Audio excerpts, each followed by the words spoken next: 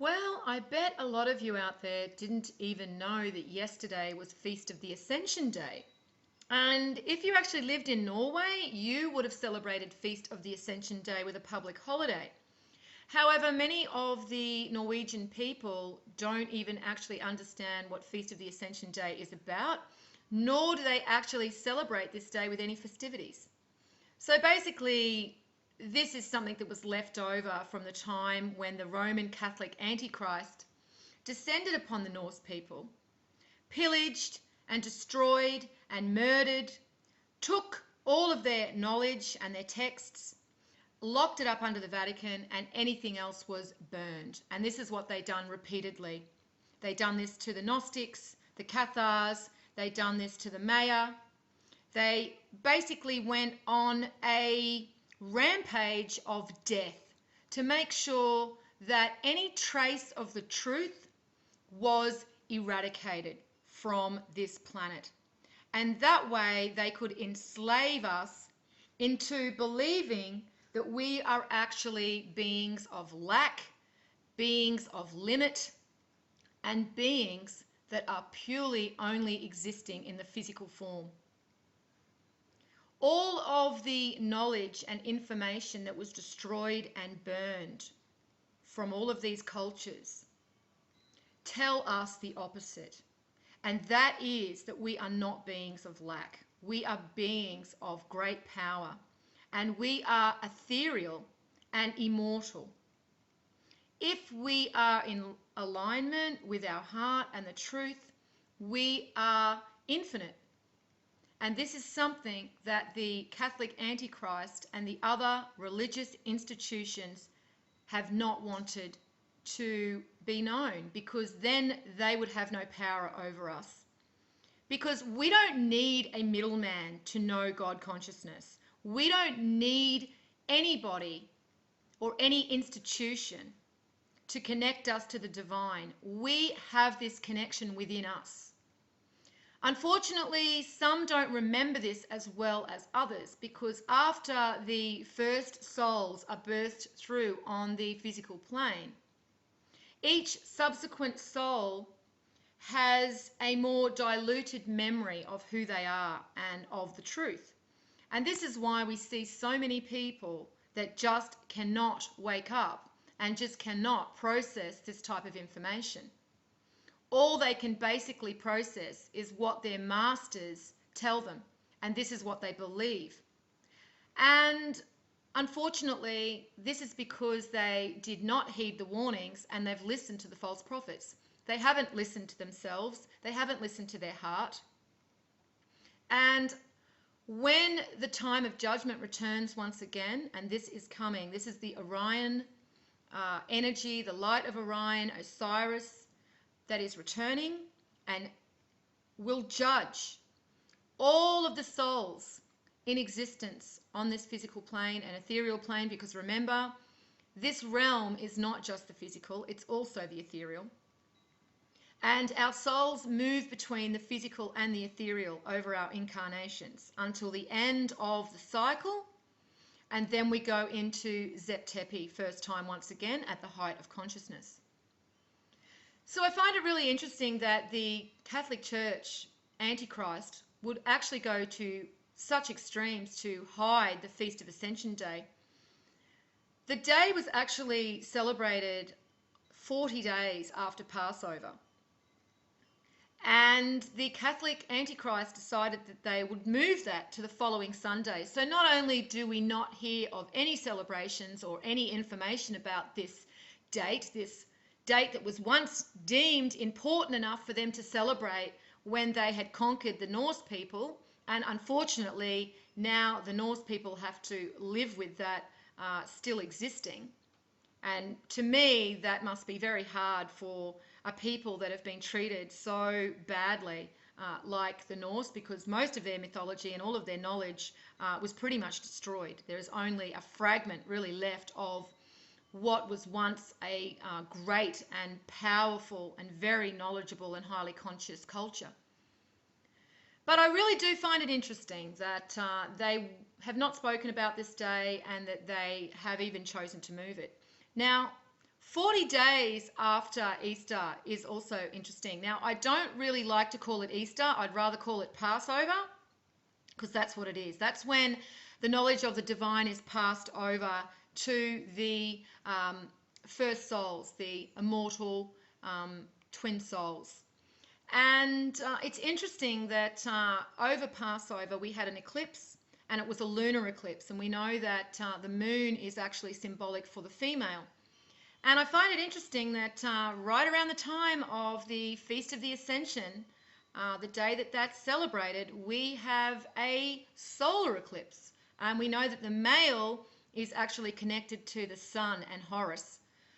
So we can also look at the number 40, and we know that 20 is the number of the heart. So we can see that 20 is represented twice. So it looks like from Passover to the Feast of Ascension Day, we are seeing something symbolic about the hearts of the female divine twin soul and the male divine twin soul. So I would definitely recommend that you read through all of this information if you want to understand this a little better. But I also thought it would be very helpful to show you how the twin souls are represented in this painting, which is actually called The Ascension of Christ by Garofalo, and it was painted in 1520. And so we can start at the bottom, and we can see here that we have 12 people represented. Now, 12 is the number of the Trinity. However, it's before the male and female soul have reunited together back with God consciousness. So we can see the 2 represented separately from the 1. The 2 is the male and female twin soul, and the 1 is the divine. And so they are not yet reunited back with the divine consciousness. And so we can see this is actually placed where the physical plane would be located, and this is down the bottom as opposed to up in the ethereal realm where Christ is situated. So this is showing us that they are yet to ascend back up to Christ consciousness. We can see that Jesus is depicted on the left. Now, Jesus is the embodiment and symbolic for the male divine twin soul, the first soul that came through. And he is also symbolized by Horus. And we can also see that the female twin soul is on the right-hand side, and she is symbolic of Mary Magdalene and Isis and the moon. So they even are situated exactly where they should be. The male is on the left and the female is on the right. Now, normally they will show red and blue for male and female within these paintings because they hide this information, okay? As I've mentioned before, they do not want anybody knowing that the truth is that the male and female twin souls, the divine twin souls, the first souls that came through, are the receptacles of divine wisdom. And the male carries this within him, and you can see him holding the book. And the female carries the understanding of this knowledge. And you can see that she has the book and she's almost about to open it. Her finger is actually placed within the pages, for she is about to open the book up and read that understanding. Now, even though she's not in the blue, because the female is represented by the blue and the male by the red, we see that she is right next to a man standing in blue. But there's also another man beside her in blue. However, you can't see his body. You can only see his foot. And then you can see his hand, and it's positioned just above her head, and it's pointing up to Christ, or Christ consciousness. We can also see that this form isn't really connected to anything but the female twin. Now, the other interesting thing I've seen here also is that we see both the feet are actually stepping forward. Now, you can't quite see this in Jesus, but this is his foot that is stepping forward here. It's in front of the other one. And then with Mary Magdalene, she has her foot in front. Now they are mirroring each other because the divine souls are basically a mirror for each other. Now we can also see more information encoded up the top here. We have Christ consciousness. Now this is symbolic of the light of Orion transmuted through the sun and returning to once again allow access to this divine wisdom, because there are only certain times of the cycle where the male soul and female soul have access to this information. As I said, the male soul is actually manifest onto the physical plane with this information already within him. He has this knowledge within him. But it is only when the light of Orion and the Christ consciousness returns that he has the ability to remember and access that information. But as I mentioned earlier, the male twin soul also needs the female twin soul's understanding of that information. They must work together to unlock all of the divine knowledge. Now, on this side of the Christ consciousness, or Jesus Christ we can call him, because it's important to know that Christ and Jesus mean a few different things. So it is representing the divine male soul, but it's also representing his ethereal side. So we have Christ as the ethereal side of the male twin soul.